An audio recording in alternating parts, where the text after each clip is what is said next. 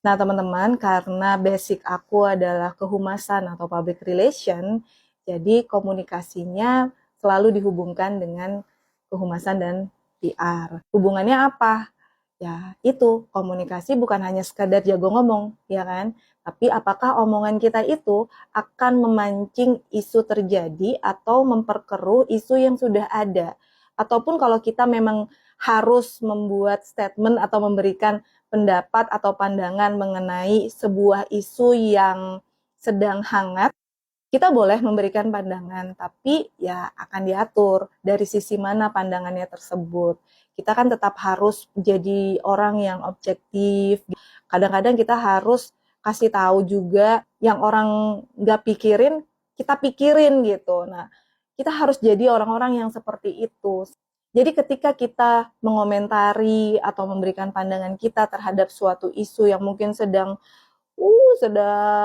keruh banget gitu ya, sedang hangat-hangatnya banget dibicarakan dan agak tricky gitu ya. Kalau kita salah ngomong, ya kita bisa jadi memicu isu yang lain terjadi atau kita bisa dihujat sama salah satu pihak yang lain gitu yang mungkin lagi berseteru gitu. Nah, komentar-komentar yang harus keluar dari mulut kita itu ya harus memberikan pandangan atau perspektif yang berbeda yang mungkin nggak semua orang kasih pandangan itu gitu. Jadi dilatihlah bagaimana juga cara menjawab ketika ditanya gitu ya soal isu-isu yang sedang hangat atau yang sangat sensitif gitu. Kalau bisa dihindarin ya dihindarin kalau memang kita lagi nggak siap. Oh iya, emosi pada saat berkomunikasi itu juga harus diperhatikan.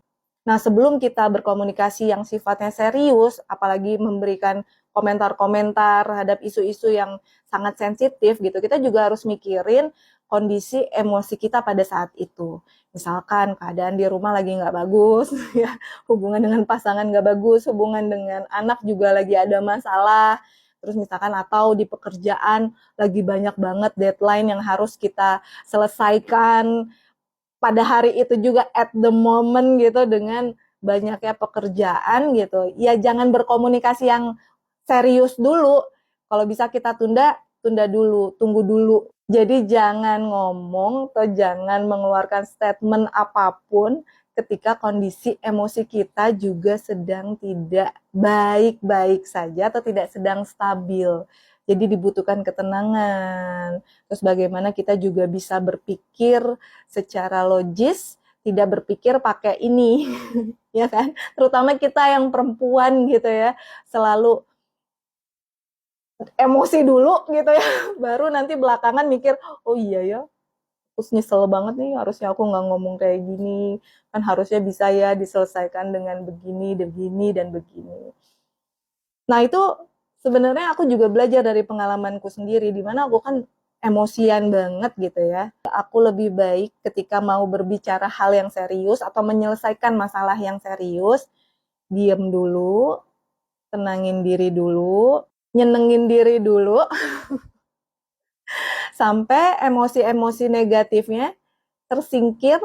Ketika sudah banyak yang positifnya, barulah berpikir, terus bisa berkomunikasi memulainya dengan cara yang lebih baik, terus memberi pandangan, apalagi aku ini seorang konsultan gitu kan ya, ketika orang tolong bantuin dong gitu, gue mau mengomentari soal isu ini gitu.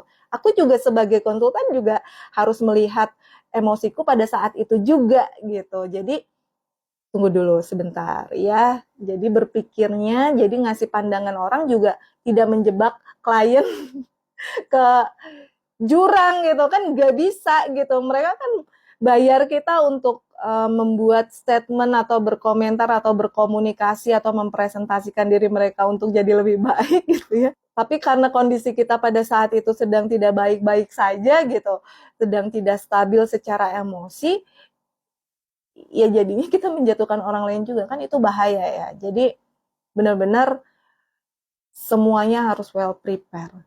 Well prepare dari sisi dalam, emosi, pikiran, penampilan, make up. Jadi Get Ready With Me ini bukannya karena aku beauty vlogger, tapi ini adalah bagian dari grooming, bagaimana kita make up untuk suatu acara atau untuk suatu momen itu juga perlu disesuaikan. Jadi jangan yang make up glamor terus kita mau meeting sama orang, ya orangnya nanti langsung atau kita mau kasih training ke sekolah-sekolah terus make upnya yang selebgram sering lakukan atau seleb TikTok sering lakukan, terus aku pakai untuk kasih pelatihan ke sekolah-sekolah, kan nggak bisa juga gitu. Jadi benar-benar harus disesuaikan segala-galanya. Memang merepotkan tapi tidak repot, karena tujuannya komunikasi itu adalah berhasil menyampaikan pesan. Apalagi kalau pesannya itu penting untuk orang banyak.